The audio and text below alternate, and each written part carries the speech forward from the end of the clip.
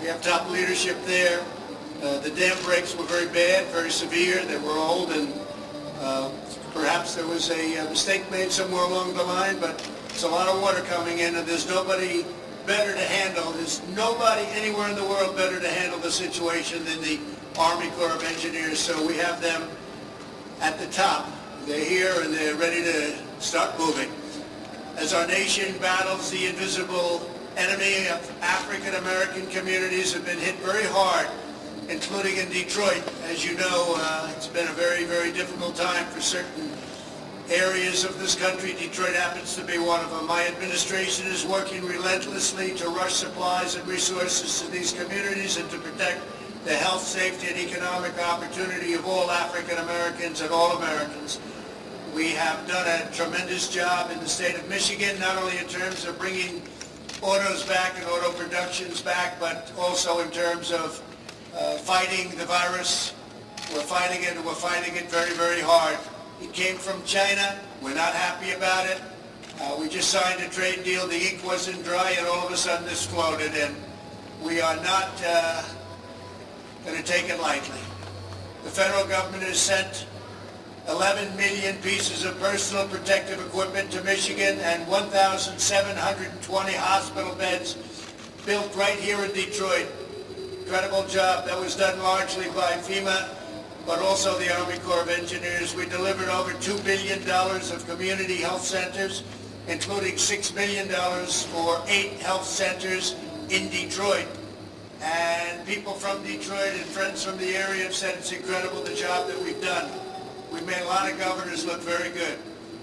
Working with the private sector, over 400 community testing sites are open nationwide. We're the number 1 tester for this virus in the entire world. There's nobody close. We did almost 14 million tests. Number 2 is Germany at 3 million. South Korea probably at about almost 3 million. And it goes down the list. We're at 14 million tests, very close to that number.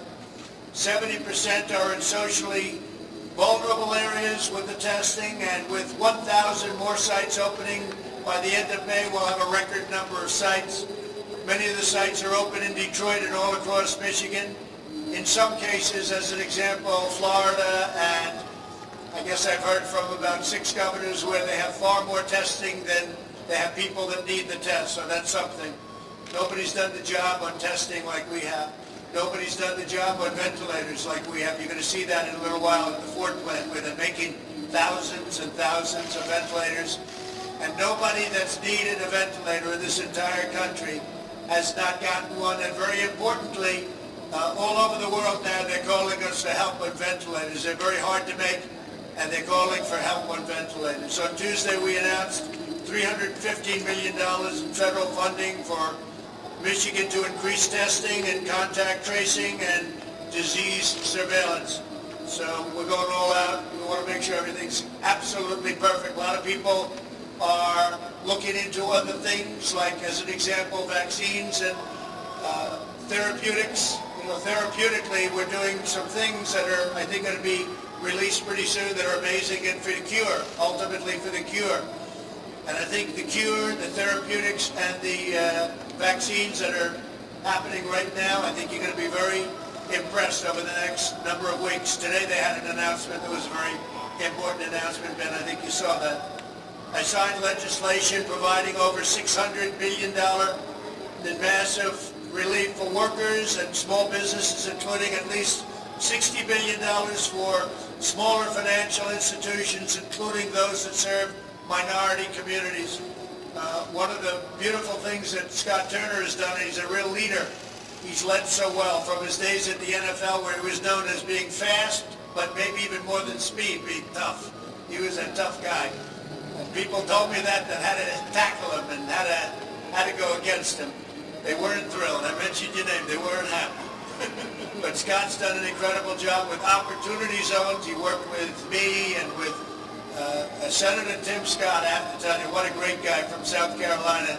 He had an idea, and it was an idea that we took and we made it work. And I want to thank you for the great job you're doing, Scott. Before the virus, African-American unemployment reached its lowest level in history, and African-American poverty reached its lowest level in history. We never had more people from the African-American community working in this country. It was almost, in terms of total, almost 160 million people, and African-Americans set a new record. Out of that 160, African-American unemployment and employment was the best. They were the best numbers that we've ever had. That goes for many others. Also, Asian Americans, you know that. We set records with Asian Americans and Hispanic Americans. And then we had the plague flow in from China, and now we're doing it again. And you're going to see some incredible numbers starting in June, July. You're going to see some incredible numbers because it's coming back, and it's coming back fast. I spoke to CDC today about churches. We've got to get our churches open. We've got to get our country open. These governors have to start doing what they're supposed to do. These governors have to start doing what they're supposed to be doing.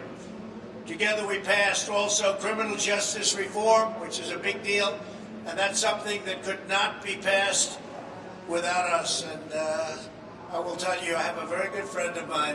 When you come in from Cleveland? Yeah. Well, to be here, I'm very impressed with you. My buddy is here. Thank you. Well, your buddy is here. I'll tell you that. My president. But we did pass criminal justice reform. You were one of my advisors. Yes, sir. And prison reform as well. Prison reform. A lot of things that nobody else would have done, and nobody else could have done. And the Democrats, I don't even know if they tried, but if they did, they couldn't get it done. So we got it done. Thank you very much. We delivered record funding for HBCUs and made the funding permanent. So every year I would have people come from the black colleges, small, large, all sizes, and they would come in colleges and universities and they'd ask me for money. And after the third year I said, what's going on over here? What's happening? Why do you keep coming every year? They needed it every single year. One man said to me, we feel like beggars. We keep coming to the White House every year. I said, why don't we make it permanent or make it long term? And I got it approved. So now your historically black colleges and universities, small and large, great schools, they have long-term funding. They don't have, the only thing is, I said, some of them became friends of mine, the leaders of these colleges. I said, I won't be seeing you anymore. So, and they didn't mind that actually, because now they can have a life of making their schools great and making their colleges great. But we did that, and I think most people don't even know about that. But every year, 3 years, I got to see the same people. And we'd come in, there'd be 36, 38, 40 in the Oval Office, would take a picture. I'd say, how come you keep coming back? And they said, because it's a year-to-year deal. I said, that's unbelievable for many years, year to year, so they have to come in and beg. He said, we feel like beggars. He said, not going to happen anymore. We got it done permanently. Pretty good, right? Will anybody write about it? No, that's okay. I think the people know. As long as the people know, Scott, you got to get the word out. My pastor has to get the word out. How are you? Nice to see you. We created nearly 9,000 opportunity zones, including 94 right here in Detroit. And we're opening and we're rebuilding and we're doing a job, and you can see the numbers start coming in. The projections came in yesterday. Larry Kudlow was telling me the projections are looking really good. So we built the greatest economy in the world, greatest economy in the history of the world, better than China by a lot. China had the worst year they had in 67 years before the virus came in. They were doing, look, I want everybody to do well, but we were doing better than anybody, and it wasn't even close. There wasn't anybody even close to us. And now I'm going to do it again. We had to shut it off. They came in and we did the right thing. We would have lost millions of lives. We did the right thing, but now we're opening up again. And we're going to open our churches again. I think CDC is going to put something out very soon. I spoke to them today. I think they're going to put something out very soon. We've got to open our churches. People want to go in. I saw a scene today where people are trying to break into a church, to go into the church, not to break in and steal something, to break in. They want to be in their church. I said, you better put it out, and they're doing it, and they're going to be issuing something today or tomorrow on churches. We've got to get our churches open. So with that, I'd just like to thank everybody for being here, your friends, your great people, and supporters, but forget the word supporter, I don't care. I want to take care of everybody. And a man who's done an incredible job for me is Ben Carson. Ben, please say a few words. Thank you, Mr. President, and thank you all for being here today and for welcoming us here and for your tremendous resilience that we've seen in this area. It's said that crisis reveals character, and the COVID-19 national emergency has revealed the indomitable spirit of the people of Michigan and the men and women of the automobile industry. As the Secretary of HUD, in conjunction with the President, have directed our department to do everything within our power to help the American workers and their families remain in their homes, prevent dislocation, and receive the critical services from the federal government. That includes allocating more than $12 billion under the CARES Act, which is, the CARES Act is the single biggest economic relief package in American history. And as a member of the White House Coronavirus Task Force, I've also had the privilege of working with some of our leaders, not only to respond to COVID-19, but to set America back on a path of reopening. And as we're seeing here at Ford today, the path to putting Americans back in business is already well underway, and we appreciate those efforts. As the President said, before this virus came along, we were humming along, making really records in terms of African American, Hispanic American, Asian American unemployment. Women, it's the best employment numbers in 71 years. This is really a historic period. And what we need to recognize is that the economic infrastructure that created that economic renaissance is still there. We have to make sure that it's not destroyed. And the way to do that, obviously, is to get people back to work again. That's why the emphasis is on that, while at the same time maintaining a strong emphasis on making sure that our people are healthy. And I think it's become part of the American DNA now.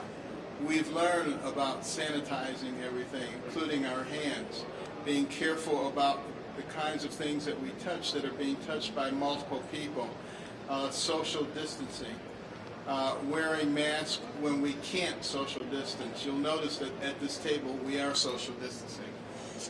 And now President Trump and this administration have organized the largest national mobilization since World War II, providing PPE, providing ventilators. Detroit, which was once the most prosperous city in the nation because of its industrial infrastructure, now is showing what it can do, and other portions of Michigan what it can do in the manufacturing arena. Real superstars. And we've also been renewing and expanding our focus on helping the communities that have been hit the hardest. 3.5 weeks ago, the President asked us in the Opportunity and Revitalization Committee to focus on those individuals who are underserved, who have been hit the hardest in our economy. And we're looking at it. We're looking at their physical health. We're also looking at their economic health. And we're looking at the things that really cause them to have more problems than the general population. Yes, there may be more hypertension, there may be more diabetes, there may be more obesity and asthma, but we also have to ask ourselves, why are there more of those things? And we have to address those issues. And that's why all the different agencies in the government have combined to put together a kind of program that will address these things on a sustainable basis. And we need to just remember that we have to bridge the gap, because we have a very strong economy. We just have to bridge the gap until we get beyond this coronavirus. As the President mentioned, there's tremendous progress being made in terms of therapeutics, in terms of vaccines. And if there is a second wave, and it's not clear whether there will be, but if there is, believe me, we're going to be ready for it. But we're also going to be ready to recapture the spirit that created the most powerful and dynamic economy the world has ever known. It is just around the corner, and I believe that we're going to make it. And, we've learned that in times of plenty, The incredible blessings of the Lord are with us, and when times are not so good, we also know that this too will pass. We will learn from this, and we will be stronger than ever. Thank you very much, Ben. Appreciate it. A young man who has got a tremendous future. He's going to be a senator hopefully soon. He's representing a state that has already fallen in love with him. I saw him a few years ago. I watched him on television. I said, "Who is that guy?" And I found out his name was John James. And I said, he's going to be fantastic. And he ran a great race, and now he's running a race that's incredible. He loves the people. He wants to help the people. He's running for the United States Senate. Everybody knows that in this great state, Michigan. John, would you say a few words, please? Yes, Mr. President. And Mr. President, thank you for coming. Thank you. I'm tremendously honored to have the opportunity to speak on behalf of the state and communities who have extraordinary needs to the President of the United States of America. We're one of the hardest hit states for COVID, and now devastation has struck central Michigan, where more than 10,000 have been evacuated. Our hearts and minds and prayers are with them. Small businesses continue to need support. Our food banks have capacity needs, and shelters need funds, which is why we've repurposed our campaign funds in large part, giving back a nickel for every dollar we raise to help feed the hungry, to help clothe the naked, to help heal the sick and take care of our veterans. Recently, we've given $200,000 to a medical facility in Detroit, in-person testing Detroiters in the toughest hit area in the country, and working with my friend, Representative Whitsett, distributing hundreds of thousands of meals. I'm not going to steal her thunder. She's doing great work at our logistics company, an automotive company headquartered in Detroit. We were able to help her there. We actually process and ship material made in this plant, sir, and we sell them abroad. We keep American jobs here by making people buy our American goods. We ship American goods, not American jobs. So I've said for a long time, sir, you don't need to go to Venezuela to see the effects of socialism. You can ride right down the highway in Detroit. And I recently penned an op-ed in the Michigan Chronicle about how 40% of Michigan COVID deaths were African Americans. And when you look at the 14% of us that's made up, it gets to Secretary Carson, Dr. Carson's comment about having a more sustainable path. Mr. President, I believe and agree with you that the 21st century prosperity agenda that focuses on economic security, health and wellness, and having leaders with personal stake in addressing generational poverty among blacks in Michigan and around the country is something that you agree with and you've set your mind to, because as we all know, both natural and man-made disasters always have a way of unmasking generations of disinvestment and exploitation of African Americans. I think that a great start is something that you've already done, Mr. President. This is the Motor City. This is the arsenal of democracy. And when called upon, Michigan Detroiters stood up. We're making ventilators right past this pipe and drape because you called, the president called, the nation called, and Michigan stood up. I believe that you know us for cars and trucks. I think in the future you can know us for planes and rockets. Mr. President, you're moving jobs back from overseas. You're moving chip manufacturers to Arizona. You're bringing pharmaceutical manufacturers to Virginia. I think we have an opportunity to bring aerospace and rockets back to Michigan. You signed an order, Mr. President, Executive Order 13806, way back before this crisis came, assessing and strengthening the manufacturing and defense industrial base and supply chain resiliency of the United States. You know when you signed that, Mr. President? You signed that in July 2017. I don't think that you've been president at that time for, what, 8 months at that point, or 7 months at that point? And you were already thinking about our supply chain and sustainability and repatriation of jobs and our economic strength. I want to thank you for that foresight, Mr. President. I think we can build on that by expanding the National Emergency Declaration to encompass the economic threat of our national security, our economic health. I think that Michigan, once again, can stand up when called by its president and looking at additional opportunities for F-35 and looking at launch initiatives with Oscoda Wordsworth for space and polar orbit, but also TACOM expansion. Sir, we have the workforce here, but we need data. We need training, and we need jobs. In order to emerge from this with a more sustainable path that Dr. Carson laid out, and like you have been laying out for the better part of the past 4 years, Mr. President, things made here are better, and I trust the people of the state of Michigan and the United States of America. So I'm looking forward to working with you and anybody else who wants to protect American jobs and protect American health. So thank you for being here, Mr. President. Well, thank you, John, and you're doing a fantastic job. I'm getting all sorts of reports, glowing reports, and if you do come to Washington, you have my ear. And your gentleman that you're opposing, I'll tell you, nobody even knows who he is. Nobody knows who he is. Nobody ever heard of him, and he's a senator. So go out and do the job, finish the job, and you're going to bring a lot of wealth back to this state because it deserves it. Okay? Thank you very much, Sean. Thank you, Mr. Really great job. I want to just call out J. Ron Smith. He's been here with me like from the beginning. We never call him out. He works so hard. I say, I want to call him out. He doesn't want to be. I don't know. He's not a shy man, but he's a very capable man, and you've been right from the beginning, and I want to thank you. If you'd like to say something, you can. He never wants to even bother, but this is one tough, smart cookie. Go ahead, J. Ron. Well, I'll say, first of all, Mr. President, thank you so much for your leadership. A lot of the challenges that are in the African-American community are historic in nature. Of course, the COVID pandemic has shined a bright light on some of those historic disparities, whether it's access to capital or if it's access to health care or the environments that people grow up in.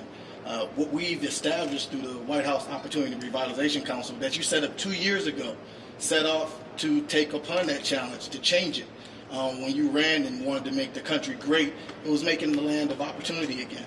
Opportunity for all Americans, whether you're African American in Detroit or you're from Appalachia, or a Hispanic American living in San Antonio. Everyone should be get a chance to be a part of the American dream.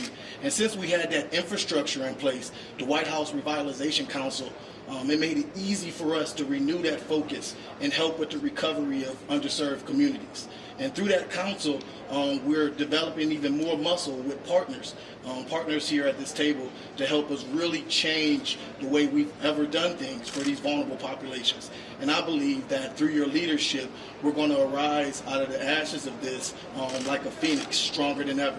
And so thank you so much, and we look forward to continuing to work with you.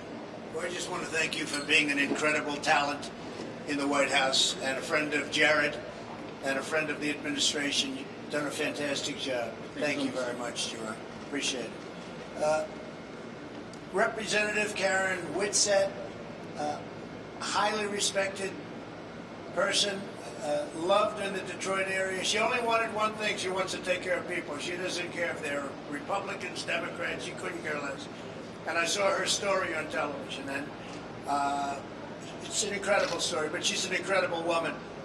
And I don't care if she's a Democrat or a Republican. I just think it's very important that we keep her here and healthy, and she will take care of whoever she has to take care of. And it's an honor to see you, and I really appreciate it. If you'd like to say a couple of words, Karen, please. Well, thank you, Mr. President. It's just an honor and a pleasure to be here, and that you wanted to include me in this wonderful conversation. I am truly honored and humbled to be before you right now, to be able to discuss some of the issues that have transpired in my community. I thank Dr. Carson for pointing out some of the most troubling things that we do have going on in the community, but you have started working on these things long before now, and I do, Mr. President, give you a lot of credit for that, and I thank you for it. Thank you. We as a community have been struggling, and as you know, our poverty level is extremely high in the area, and everyone is not meant to go to college. So one of the things I would like to point out is that training is a necessity and a need, as John has mentioned. That is something that is imperative for the community. If we have proper training, then we can change our renters into homeowners. We can change the dynamic of my community that I have been in since 1969. And my husband and I, we grew up on the same street. We've been there since, like I said, 1969, and my in-laws still live a few doors down from me. And I know how great our community is. You get along with them still? Yes, I still do. I love my mother-in-law. One of the few. As I was saying, that it's imperative that I know that our community can change. I know it can go back to. I know how wonderful it was before, and I know what it can grow back into being. If we can turn renters into homeowners, if we can put the dollar back into the community, if we can change the lives of single mothers that are struggling to make ends meet, which we have been doing with, food distribution, but food distribution is not the end all. We don't want to stay where people are asking for things constantly. We want people to be able to stand on their own 2 feet and be resilient within their own community and take pride in that, as well as being able to, as you addressed about the historical black colleges. I would love to see a historical black college in the city of Detroit. I think that would be amazing, and I think you're just the president to be able to make that happen. It's an interesting idea, actually. I think that you can. They've got a lot of money now. I think We're all you- set, so I don't know, well, maybe we can work something out. I think you can We'll make talk that about happen. that. I would love to talk Talk about that. about that. Also, funding for home repairs for our seniors. Our seniors are really struggling, and everyone does not have children. Everyone does not have a spouse, and they don't have family they can count on. So our seniors are suffering because they do not have money for repairs for their roofs, for ramps, and for their porches. And it's something extremely important to them, and to be able to maintain, as you know, to be able to maintain seniors in their homes is life-changing. I mean, we have programs that assist, but we don't have programs that directly address this within the community to be able to empower seniors to stay in their homes. And I think we can make a whole world of difference by doing that. And you've considered everything else that I wanted to talk about. No, but I think your idea about historically black colleges, universities coming here, one real good one, Yes. I think it's a great idea. Thank you. With all you said, that really, I remember everything you said word for word, but you know what, that was an idea I hadn't heard of. I don't know if anyone's ever thought of that, but John, you want to start working on that, please? Absolutely. Isn't that a good idea? That's a great idea, and I have Okay, a couple so- ideas of exactly where to put it, Karen. I don't know, that might have been a filler for you. It might have been just a filler, but it wasn't a filler up here. No, it's not. That's It's not a great. filler. It's not a We're going to have filler. John James work on it. If John works on it, I'll bet you it happens. Oh, I okay? know it'll happen. I mean, John James is the man to make that happen. We've been working really great together, and Good. I'm looking forward to continue Good. working with you and the White House to Good. be able to continue. And Jerron has been awesome to work with. So Say I hello thank to you. you. Say hello to your husband. I will. He's actually in the car. Oh, he's in the car. Can we bring him in, please? Is he all right? I mean, why is he in the car? Can't make it, Scott? I mean, he doesn't qualify? Would you do me a favor? Could you have somebody go out and find him, take his car, let him come in? He only saved your life, right? He only saved She my was life. not feeling too well one night, and she said, would you do me a favor? Go down to the store and get a particular thing. And that was a big evening. No, he does not deserve to be sitting in a car. Let's bring him in, okay? No, and I also took a note from you, and so I actually filed a lawsuit to the governor today as well. So I Okay, thought good. that you would like to know that. That sounds very good. You got my note, right? Yes, I do. Good. Thank you very much. Great job. Scott, could you say a few words, please? Outstanding guy. Yes, sir. Thank you, Mr. President. And I'm so humbled to be here with you, sir. And thank you for your leadership and really your heart for America and the heartbeat of America. And thank you all for being here, servant leaders at this table this afternoon. And so I'm honored to sit with you. You know, Detroit, as I wrote down, and, you know, Secretary Carson having roots here, I wrote down, you know, Detroit is the epitome of hard work and ingenuity and innovativeness. And I think that same spirit and resolve is still here in Detroit. And it makes, so I'm grateful to be here. And Jerron talked about the White House Opportunity and Revitalization Council and how the spirit of that council is economic development and also community development and social impact. To see those inside of the communities in which we serve to thrive and to benefit and for long-term sustainability. And I just want to encourage everyone here that our vision and our spirit is still the same. We are not unaware, we are not, you know, oblivious to the severity of the COVID, but our mission remains. Our face is set like flint. You know, we are steadfast and we're not going to be moved by this. The president has refocused and repurposed the council with a broader vision, and that's why we're here today, to hear from you, to share with you, to create partnerships, as Jerron talked about, in coalitions. But Mr. President, we are in the right place at the right time. And I believe that Detroit can be a shining example through the recovery during the COVID and after the COVID, and that America could see, you know, Americans want to go to work. We are working people, and small business drives America.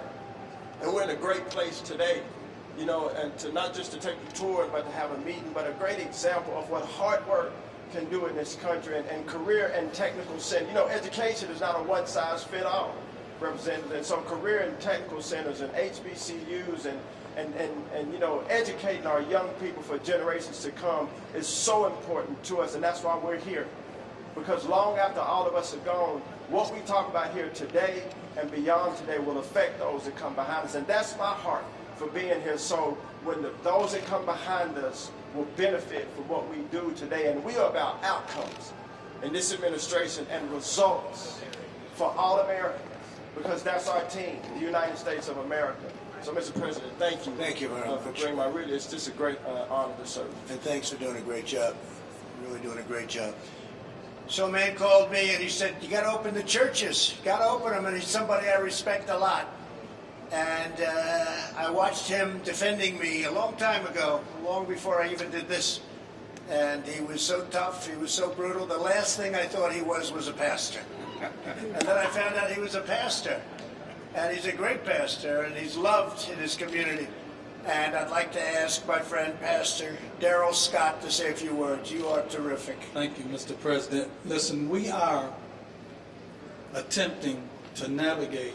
When I say we, I'm speaking of you as our leader in this administration.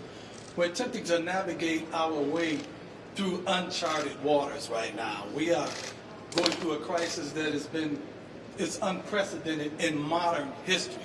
And so, we're learning more about this challenge every day. Information is being updated every day, but information is also being outdated every day. Things we thought 3 months ago, we don't think today. So we're navigating our way through this, and we have to all be on one accord in this. I thank you, Mr. President, for your bold leadership. I really believe that the effects of this pandemic would have been much more severe if it had not been for measures that you enacted and that this administration has enacted in conjunction with the state governments to try to contain and curtail the spread as much as possible. This president has pledged to give assistance to underserved communities that are impacted by this COVID-19 virus. He has pledged to give us assistance in those areas, which will actually coincide with the president's already existing initiatives in the urban communities throughout this country. This assistance that he provides regarding this COVID-19 virus will be another layer. It will add another layer to the president's already existing urban revitalization efforts. This president is providing PPP loans that are focused in and on minority and urban and underserved and disadvantaged and distressed communities. You've already stated how you're providing unprecedented funding for HBCUs. He's provided billions for entities that are staples in the black community, child care centers, and so they can remain open during this time. You're also providing underserved communities with testing and health care resources so that no one is reached or no one is denied access to vital equipment and vital testing. You've committed to discovering and addressing the reasons why some communities, particularly the black community, seems to be affected more so than others. And you're making sure that the federal government is also going to cover health costs for those that are uninsured or underinsured. We thank you for this. Our country has been placed on pause, but pause has not stopped. We've been on pause, but we're about to press go and get back going again. I said it before unashamedly, and I'll say it again. This president has been, I've lived under 12 presidential administrations. I was born during Eisenhower's administration. This president has been the most pro-black president in my lifetime. But when I say pro, I'm saying it pro in the sense of being proactive. He's been proactive rather than reactive to issues concerning minority, underserved, and disadvantaged communities than any other president in my lifetime. I really believe history is going to be kinder to you, Mr. President, than fake news media is today. Can't be any worse. Thank you. And you tried to initiate action to restrict travel from other countries. And, we're seeing that you were a visionary in that area. And I know you're doing your very best. I know you have the heart of this country in your heart. And I know you're doing your very best to preserve this great union. As far as I'm concerned, myself, my business partner, Kareem Lanier, the company that we have raised $1 billion in liquidity to help provide PPP loans to businesses that are in need of in conjunction with the CARES Act. And I thank you that you've directed the White House Opportunity and Revitalization Council. You couldn't think of anyone more capable than Dr. Carson and Scott Turner here to engage with and focus on our communities that have been impacted by this. And they have been interacting with a number of coalitions. They're doing a great job. So we thank you, and Mr. President, we have your back. Thank you, Darren. Because we know you have our back as well. I do. So God bless you. Thank you very much, Darren. Now I'm going to be making a tour of the factory with the head of Ford and some other people, and I'd love you all to join me if you could. Would anyone like to say anything? Yes, please. Hi. I'm Dr. Audrey Gregory. I am a nurse, and I'm also the Chief Executive Officer of Detroit Medical Center. Yes. So when we talk about the impact of COVID-19, I lived it, I staffed it, and we went through it together. From the beginning of the pandemic, we've always had the focus of making sure that our patients were cared for and our staff were cared for. And so we began rapid testing and talking about partnership. We were able to do this with Wayne State University. And by the way, just as a note off my script, we do have medical students from Meharry at Detroit Medical Center, which is the HBCU. Very good. So we've done many things. We've partnered with the city, we've partnered with the state, and I think many of the steps we have taken has gotten us to the point where I'm proud to say that we're starting to see a decline in the state of Michigan. I will pause here, though, Mr. President, to say thank you. I am filled with pride and actually humbled by the fact that the President of the United States has taken time out of his day just to stop and listen to what I have to say. So thank you. Thank you very much. So where healthcare is concerned, since I am representing the healthcare organizations, we're now at the point, and Dr. Carson certainly alluded to some of the chronic underlying issues that the Black community faces. And so we're at the point now in our journey where we're encouraging people to return to hospitals, return to the emergency rooms, because we want to make sure that the chronic issues are addressed. I would be remiss if I did not pause to say thank you to the incredible frontline workers that have just given heart, soul, muscle, and sweat to make this a possibility even for us, not just at the Detroit Medical Center, but throughout our city. The strength and their commitment and their dedication has been humbling and also inspiring. And I believe with all my heart that they're the reason, along with all our community members who have taken on this fight, that we're winning this battle. So some of the highlights is the fact, and J-Ron and I have talked, we've certainly worked through strategies for the Black community, so thank you. One of the things, to his point, is that the pandemic has certainly just brought to light some of the disparities that have already existed. And I will say that I'm honored to be appointed to our state's coronavirus task force. And through that, the goal of the task force is really to address some of the inequities and figure out in the long run, what do we need to do differently. And so we need help to continue this fight, Mr. President. As you know, hospitals were significantly impacted. Our inability to do any kind of some of our scheduled work, that has certainly impacted us. So I do want to pause though and say thank you. We have received incredible support from your administration, and not just the formal things. And so I actually left a letter for you, signed by myself and the Michigan Hospital Association, just to not only thank you, but to ask to continue the work that you're already doing, which is relief efforts across the country for healthcare organization. And so we look forward to continuing to work with you. But I want to add just my personal experience, both as a nurse, a mom, and a hospital administrator. I'm home, it was a weekend afternoon, and my phone rang, and I picked it up, and someone said, "This is Rear Admiral John P. You won't get my last name, but this is who I am. I'm calling on behalf of the administration. Dr. Gregory, what do you need? My job is to help you to get what you need." Hello, Jay. Once I recovered, I knew it wasn't a spam call. It was a great relationship, not just for me, but for the hospitals in Detroit. And I think the moment that wowed me, because I'm so big on follow through, is that a few days later, the Rear Admiral called me and said, "Dr. Gregory, did you get what you need?" And so there is my script, and then there is my personal story of engagement and what it takes to get us there. So the hospital community, on their behalf, I want to thank the state and the federal government for swift financial support. The federal government, all that you have distributed so far, we thank you. This has helped our hospitals to remotely stay somewhat liquid, but there's a lot more work to do. And I want to thank Ford, who has worked with us. Some of our PPE have been from Ford. And then thank you for signing legislation to support healthcare facilities. Now, the ongoing support for Detroit is vital, and Michigan hospitals need help to continue to ensure financial viability. But I just wanted to pause to say thank you for being with us in this fight. Thank you very much.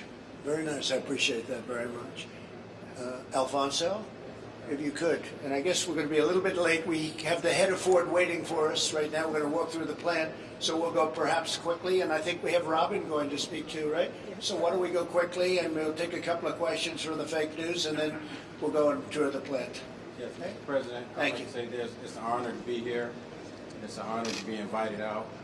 As a developer working with several communities in the state of Michigan, I believe that the Opportunity Zone has been a great opportunity. Jerron and his staff and his team has done a great job. We appreciate you having the foresight to put them on the ground here. Thank you, Ian. In fact, they're doing such a great job. I received calls asking for Mr. Smith's address. They think they're going to go to his office and talk to him because he's ready. He's the big power. Yeah, he's doing a great job. So, as a developer, talking with several mayors that welcome you in Wayne County, they said you're more than welcome to come to the cities whenever you want, or the vice president. I would just like to say thank you, and the Opportunity Zone and what it brings to the communities is very good. And we have some projects that's actually shovel ready now that the pandemic is slowing, and it's allowing us to get back to our daily routine, and we're looking forward to getting shovels in the ground. Thank you very much. Thanks, Alfonso. I appreciate it. I heard you're doing really well, too. That's great. Robin? Hello. Hi, Mr. President. How are you? Such an honor to meet Thank you. you. My honor. Thank you so much. I want to first tell you thank you so much. I am a COVID-19 survivor, and I got diagnosed probably about a month and a half ago as positive. And just sitting at home and, watching TV and heard you talk about hydrochloroquine and talked to my doctor. We took it, and within 5 days, I'm here to say I'm good to go. So A lot of people have said that. yes, and so I want to first. I thank go off you. it tomorrow, I think. Oh, really? Took a while, but Yes. I was exposed to a couple of people, and I said, let's give it a shot. The doctor said he recommends it, but I looked at the story of Karen and many others, and I said, what do we have to lose? That's what I said. Anyway, so you had a good experience. I had an excellent experience. A lot of people do. Yeah, it was, I'm a bronchitis, used to have bronchitis as a child. And so to have that breathing interaction going on again from, I'm telling my age, from about 30 or 40 years later, it's just like, whoa, what's going on here? So to be able to get that particular prescription and be able to take it and to be able to breathe again and within hours was just amazing. So, and I'll be honest with you. If you had the bronchitis problem, you're a prime target of this invisible enemy. Right. Yeah. I thought I grew out of it. You know how they say you grow out of things, and so I haven't had an actual episode since I was 13 years old. Right. So to have one when I'm now 50, which I might as well tell it now, is just like, okay, wow, where'd this come from? So right. it was quite a little scary thing, but I must admit, it was like I said, within hours. How bad did it get? I had to really calm myself down and kind of go through it. But the disease itself, was it a rough bout? Or yes, it was made I much was easier? night sweats, the whole 9 yard, fever, coughing, little weird cough. The cough wasn't the same as a normal cough. It's kind of like a weird type of cough. But yeah, I went through the whole gamut of it. But thank God I was able to stay at home and I did recover. Right. And you hear a lot of different stories, especially with Karen. I've met Karen a couple of times. I know Alfonso from doing, the opportunity zones, development, things like that in real estate. But that was something that was a little bit scary. So I do actually, just from watching you on TV and hearing you talk about it, I was able to call my doctor and say, listen, hey, let's try this because, you know, this must be what's going on. And then I need to get tested on top of that. So at that time, we had to have prescriptions to get tested. And so he wrote the script, we got it done, and I was positive, and we got the hydrochloroquine, actually we fought a cocktail with the azithromycin and the zinc. And like I said, I took it at 8:30, 9 o'clock, 9:30 that morning, 9:30 in the morning. By 4 or 5 o'clock, I was breathing good. So it There are worked. many people with that experience, they just don't want to write about it. It's too bad. So I first want to thank you. Many people. Thank you for that information, because information is key. And when you're in real estate, you realize the more information that you know, the more things you can get done. And I am very thankful for that. And like I said, we're working in our opportunity zones. We thank you for that in Detroit. Our property values and everything in Detroit is moving up. We have a lot of heavy players that are doing a lot of things in those zones to bring those properties values back up for our residents. And that's amazing. So I thank you a lot for that. Thank you. It's a great story. Thank you very much. Appreciate it. Do you have any questions real fast, folks? And any questions for anybody in the room? John? Mr. President, I'll remove this. I had a negative test this morning, so it should be good. Good. We've heard from a number of people over the last few weeks, Mr. President, as the numbers have started to go down, the number of deaths have started to go down, hospital capacity has increased. You say that the goal of mitigation was to ensure that the hospitals did not become overwhelmed. We appear, for the most part, to be at that point.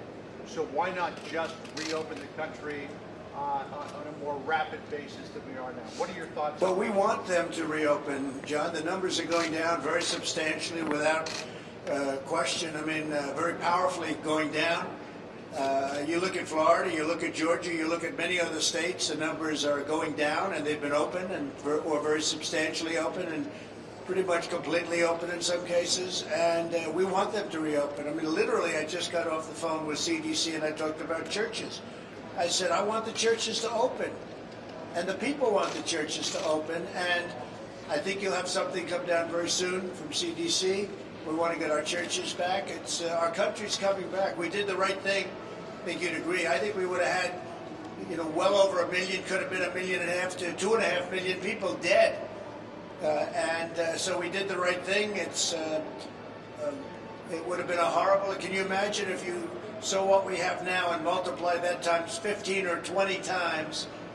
So we did the right thing, but we now want to get going. And we also learned a lot about the disease during this time. Nobody knew. We learned about the tremendous contagion and the problems. We learned a lot of very important facts. But now it's time for our country to open again. And I think you'll start with churches. I think you'll start with some other states that have been very resistant. You have a lot of, unfortunately, in this case, Democrat governors. I think they think it's good politics to keep it closed. But what are they doing? They're hurting themselves. I don't think it is good politics. They're hurting themselves. They're hurting their state.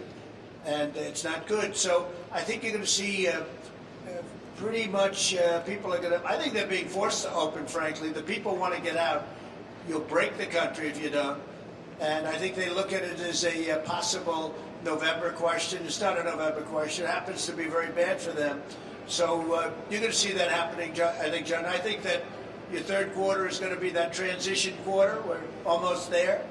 It's going to be the transition quarter, and it's going to be really good. But the fourth quarter is going to be big, and next year is going to be a big year for this country. How close are we to, in your words, breaking the country unless we start the reopening process more quickly? Well, I think we're very close to opening up the rest. I think there's a lot of pressure put on certain governors that should be further along. They should be further along than they are, and they should not be doing what they're doing. So we'll see what happens, but the country's going to be in a very good place, And we have a lot of ammunition left. You know what that means. There's a lot of ammunition left in the country in terms of the Fed and the Treasury and all the people that are working on it. We have a lot of ammunition left, unlimited ammunition if we need it, but we won't need it. Mr. President, are you prioritizing the reopening of churches over other establishments? No, What makes but I think churches more to important? me, they're so important in terms of the psyche of our country. Beyond, I mean, to me, they use the word essential. I think churches are essential. It's so important. People want to be in their churches. It's wonderful to sit home and watch something on a laptop, but it can never be the same as being in a church and being with your friends. And they want to have it opened, and I think that's going to be happening very shortly, very, very shortly. So that'll be put out maybe tomorrow, maybe today. Okay? Mr. President, you had said yesterday in a tweet that you might withdraw funding from Michigan. Later in the afternoon, you seemed to say that wasn't necessary. Is that threat still on the table, sir? I didn't say it wasn't necessary. I said that I might have to do that. Yeah, we're not going to go to voting by mail. Voting by mail is wrought with fraud and abuse, and people don't get their ballots that happen to be in a certain district, whether it's Republican or Democrat. Thousands of ballots are sent out, but they don't happen to get them, so people are calling, where's my ballot? They call it a panic. Where is it? Where is it? The election's coming. And all of a sudden the election comes, it goes, and they say, hey, I never got a ballot, but wow, that didn't affect. But it did affect because thousands of people that happens to, you go and you vote. And ideally you vote with voter ID. And then you really have an election. But this country, you know, you go out and you buy things and you have your picture on it. You want to vote. The most important thing you can do is vote. And they don't want to go voter ID. So ideally that would be the ideal. There are many places that have that. Many places don't. But no, we don't want to have vote by mail. We want people to vote. Now, if you're President of the United States and if you vote in Florida and you can't be there, you should be able to send in a ballot. If you're not well, you're feeling terrible, you're sick, you have a reasonable excuse, just a reasonable excuse, you should be able to vote by mail-in. You vote by mail-in. But when they send, in the case of Nevada, where they want to send out thousands and thousands of ballots, and then they're going to send them back. Who knows who signed the ballot? Is anybody standing there acknowledging, oh, that was Mr. Smith? That was Pastor Darrell Scott. That was Scott Turner. That was John James, the great John James, who better win. Because you would be missing something, Michigan, if you don't vote for this guy. But, you know, who are these people that are voting? They get it, it comes by mail, maybe it doesn't come. A lot of the problem is they're not shipped to certain areas. You know, if you have an all-Democrat area, now I have to tell you, the abuse tended to be on a certain side rather than another side. We won't get into that. And frankly, the Republicans won a very big event on Tuesday where we have a man named Mike Garcia as a congressman in a Democrat area. It was not expected to happen, and he won by a lot of votes. You know about that, John? That was a big decision. That was an incredible victory. First time in 22 years. 22. So something's happening. But that was a vote by mail. They mailed it in, and actually the Democrats saw they were losing, and all of a sudden they threw voter booths up in certain Democrat areas. I wouldn't say that was so good, right? But it didn't have much of an impact. So Mike Garcia won, and we won in Wisconsin. But we can't do that. To vote, to really vote, and without fraud, you have to go and you have to vote at the polling place. People have to check you in. Go ahead, John. So can you just clarify, sir, what federal funding you're considering removing from Michigan? Oh, I'm not going to discuss that. There are so many forms of funding, and we're not going to discuss that. What we want is good, straight, honest voting. Okay? Honest voting. And by the way, if that could be honest, which obviously it can't be, you get a ballot, you're sitting in your bedroom signing it. Who knows who's signing it? Who knows that it ever gets to your house? Who knows that they don't pirate? You know, they pirate these applications. They print new voting forms, and then they send them around. People sign them, or one person signs them with different pens and a different signature every time. It's obviously there's going to be fraud. We're not babies. There's tremendous fraud. You have all of the harvesting. You have all of the things. They walk in at the end of a race. We had a lot of them in California. They walk in, Ben, at the end of a race, and they dump thousands. You think the race is over. You think somebody won, and then all of a sudden, out of blue, come thousands of votes at the very end. Oh, what happened? Harvesting. Wonderful thing, harvesting. They just happened to find thousands of ballots just at the end. So somebody that thought he or she was going to win the race, all of a sudden, gets clipped. We can't have that. John, go ahead. Mr. President, in the midst of this coronavirus crisis, the Chinese government is considering a new national security law that would give it the authority to clamp down to a greater degree on Hong Kong. Do you have a message for the Chinese government about changing the relationship with Hong Kong? Well, we'll have to see what happens. I haven't seen it yet. I've gotten a little briefing, but I'll have a statement to make at the appropriate time. Okay? Hong Kong's been through a lot. Mr. President, we've seen this historic flooding. We've seen this historic flooding here in Michigan, and we have seen forecasts that we could see a really severe hurricane season. Is FEMA and the federal government prepared to meet the needs of some of these potential disasters? You're saying FEMA and the federal government? Yeah, they're here right now. FEMA's here right now. They did a fantastic job on the coronavirus, a fantastic job in Michigan. They did a fantastic job everywhere, frankly. You know, you have ventilators. You're going to see them now because this is one of the plants where we make thousands of ventilators. But FEMA was involved, and we also have you know that the Army Corps of Engineers at the highest level is right now in Michigan working on the fact that you had some dams breaking that shouldn't have broken, and they were probably maybe not maintained properly. Something happened to them. Could have been human error from what I understand, but it was certainly a physical error too. They were old.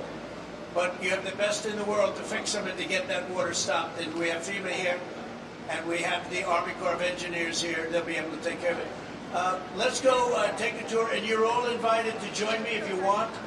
And we'll take a look at a great assembly line making ventilators. Thank you. Thank you.